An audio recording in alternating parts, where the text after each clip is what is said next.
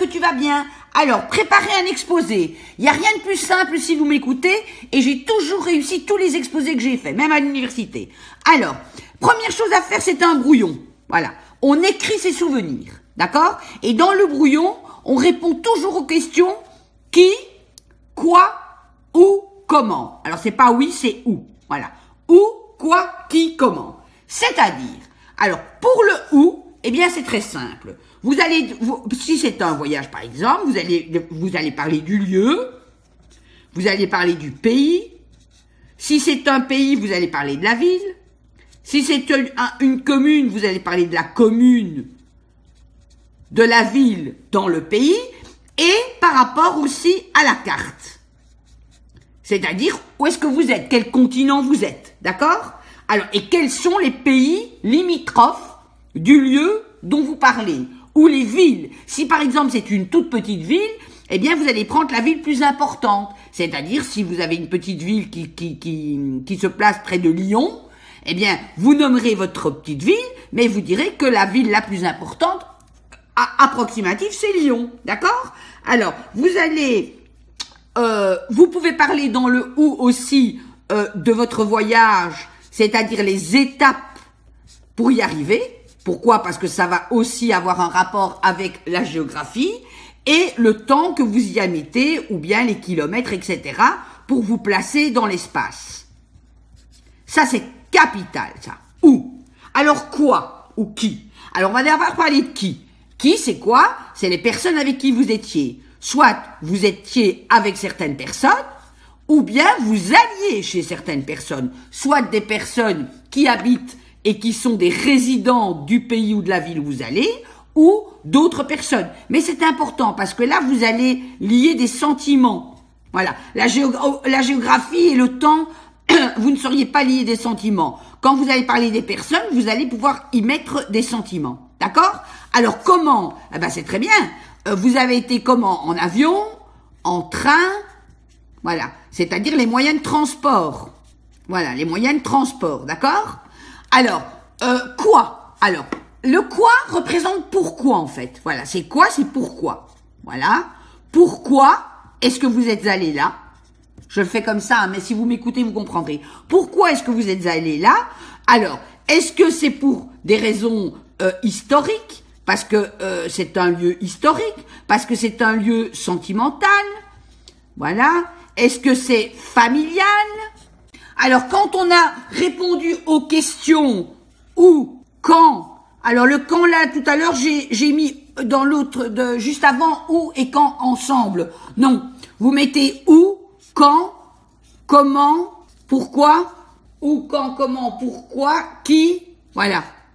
Vous les mettez donc ça fait 1, 2, 3, 4, 5, ok? Il y en a 5, vous répondez à ces questions-là. Puisque moi je vous avais dit où et quand en même temps, mais bon, c'est pas très grave, voilà, vous devez répondre aux questions.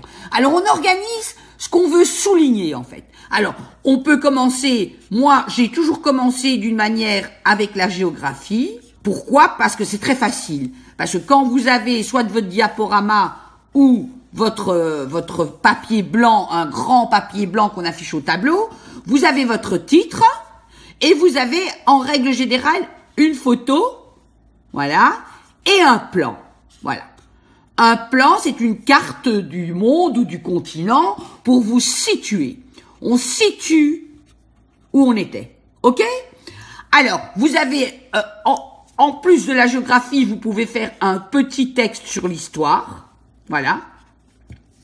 Bon, vous dites voilà, 13e siècle, etc.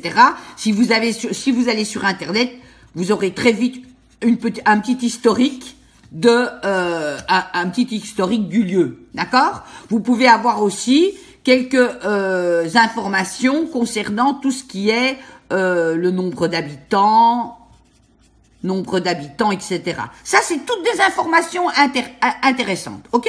Alors, après, vous avez aussi tout ce qui est les coutumes, voilà, les coutumes du pays. Alors, ça va être la nourriture, ça va être les costumes, ça va être les habitudes, habitudes religieuses ou autres, etc. D'accord? Ça, c'est très important. Alors moi, ce que je faisais toujours quand je faisais un exposé, c'est que ou bien j'allais trouver un costume, comme dans les Miss France, là, un costume qui identifie la région, d'accord? Ou bien ça peut être un chapeau, ça peut être un bijou, mais un accessoire. L'accessoire est toujours important. D'accord? Alors, moi, ce que je faisais aussi, c'était au niveau de la nourriture, je préparais un petit plateau avec quelques trucs à manger qui relèvent du pays. Parce qu'il y a des pays qui sont très, très assaisonnés, ou qui ont des fruits et des légumes que vous ne trouvez pas autre part, etc. D'accord? Ça, c'est très important. Vous pouvez aussi parler des compétitions. Parfois, il y a des compétitions très importantes de voile ou de voitures, ou etc. D'accord? Ou des pèlerinages aussi. Voilà. Alors, donc ça, c'est l'organisation par rapport à la géographie, à l'histoire. Alors, ce qu'il ne faut pas oublier, le plus important aussi, c'est vos sentiments. Donc, les sentiments que vous avez par rapport à tout ça, dans le champ lexical, vous l'utilisez partout un peu. Vous mettez un peu partout de sentiments pour que la personne qui vous écoute a envie de vous écouter jusqu'au bout. D'accord? Alors, vous pouvez mettre des sentiments ou une expérience singulière, le plus souvent, quelque chose qui vous est arrivé là-bas, en bien ou en mal, mais qui va appuyer le fait que celui qui vous écoute, d'abord, bon là on est en écrit, mais que celui qui vous écoute a envie d'aller jusqu'au bout. D'accord? Et d'ailleurs, ça vous donne beaucoup de points parce que même le professeur va être impressionné. Voilà. Alors, au niveau du papier, vous pouvez aussi faire un diaporama ou bien un PowerPoint. Je parle pas bien l'anglais, mais c'est pas très grave. Enfin, pour l'oral, alors, moi j'ai jamais eu peur, mais il y a des gens qui sont timides. Alors, pour la timidité, c'est très simple. Vous regardez le nombre de personnes que vous avez devant vous et vous prenez confiance en vous. Ils sont pas mieux que vous, ils sont pas moins bien que vous, ils sont égaux à vous. D'accord? Et en fait, c'est vous qui devez prendre la force du guerrier, là, pour montrer que ce que vous allez dire est important à écouter.